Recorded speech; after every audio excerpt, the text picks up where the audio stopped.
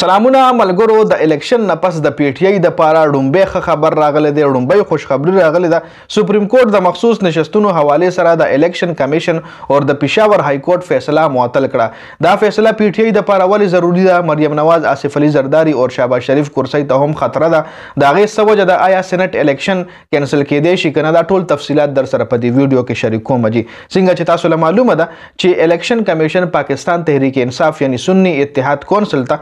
مخصوص نشستونه نو ورکړي جی او هغه نشستونه نورو پاټو نورو سیاسو پاټو باندې تقسیم کړي وو د الیکشن کمیشن دا فیصله پی ټی آی بیا په پېښور های کورټ کې چیلنج کړي وو خو پېښور های کورټ هم الیکشن کمیشن چې کومه فیصله و دغه فیصله د الیکشن کمیشن په حق کې جاری کړي و جی بیا د پی ټی آی وکیلانو دا فیصله په سپریم کورټ کې چیلنج کړ چې بیا په دغه فیصله لپاره یو مخصوص بینچ جوړ کړل شوی او دغه بینچ کې درې ججز شامل وو دغه بینچ درې رکنی ججز چې کوم په غي باندې ډومبني سماعت کې جسټس اطهر من الله ویلي دي چې په تاریخ کې په ډومبي ځل داسې وشو چې یو سیاسي جماعت نه انتخابي نشان واغسته شو او کم قانون کې دا لیکل شوی دي چې یو سیاسي جماعت سره انتخابي نخ نه وي نو غي بیا الیکشن کې حصہ نشي اغسته جی جسټس اطهر من الله مکمل حقیقت مکمل هر څه ښکارا کړی دي بل د آئین آرټیکل 51 مطابق چې څومره سیټونه یو جماعت وګټي نو دا غي مطابق هغه ته مخصوص نشستونه ملاويږي دا زمونږه په د ملک په آئین کې دي د نه علاوه جسټس منصور علي شاه د الیکشن کمیشن وکیل نه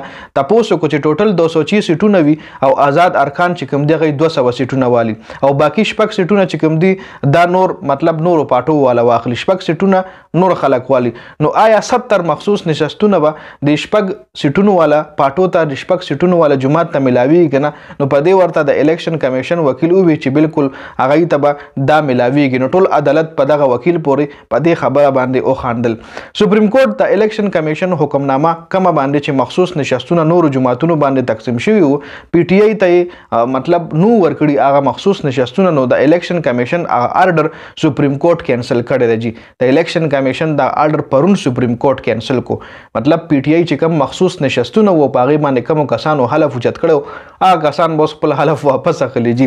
خبر پرون سپریم کورټ ویل دی او پرون سپریم کورټ ویل چې دا فیصله صرف مخصوص نشستونو حواله سره ده او په دې به آینده سماعت په 3 جون باندې کیږي او کېدې شي په 3 جون باندې په دې معاملې باندې یو بل بینچ هم جوړ کړل شي مطلب یو بل بینچ په دې معاملې باندې فیصله سناو کی اوس خبره کوو په پی ټی آی د پاره دا معاملې ول ډېر زیات ضروری و درې خبرې څه خبرې دا سړي چې په دې خبرو په وجه باندې پی ټی آی ته دا مخصوص نشستونه واپس اغشتل ډېر زیات ضروری یو خو پی ټی آی خپل مخصوص نشستونه واپس ملو شي ټول ملک کې 80 پورې سټونه چې کوم دي دا پی ټی آی ته مخصوص نشستونه ملاويږي نمبر 2 حکومت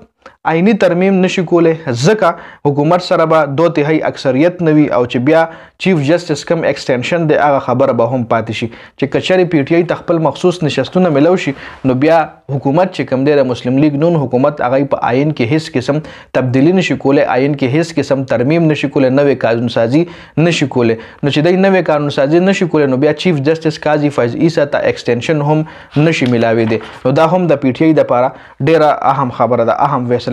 بل مریم نواز اور آصف علي زرداری انتخاب هم د دې مخصوص نشستونو په وجه شوی دی نو اس کې د شي چې د مریم نواز او آصف علي زرداری سټونه هم کینسل شي مریم نواز او آصف علي زرداری د چکم سټونه ملو شوی دي نغه هم د دې کسانو د کم کسان چې صدای په خلاف چې فیصله راغه کم کسانو چې د پی ټی آی د سټونه اشتلی وو هغه الریډي حلف کینسل شو نو بیا دا دواړه هم په دې کسانو پورټونو باندې مطلب دای له کورسای ملو شوی نو بیا کې د شي د کورسای هم لاړ شي په دې ویډیو کې د اپډیټس ډیر زیات مننه جی والسلام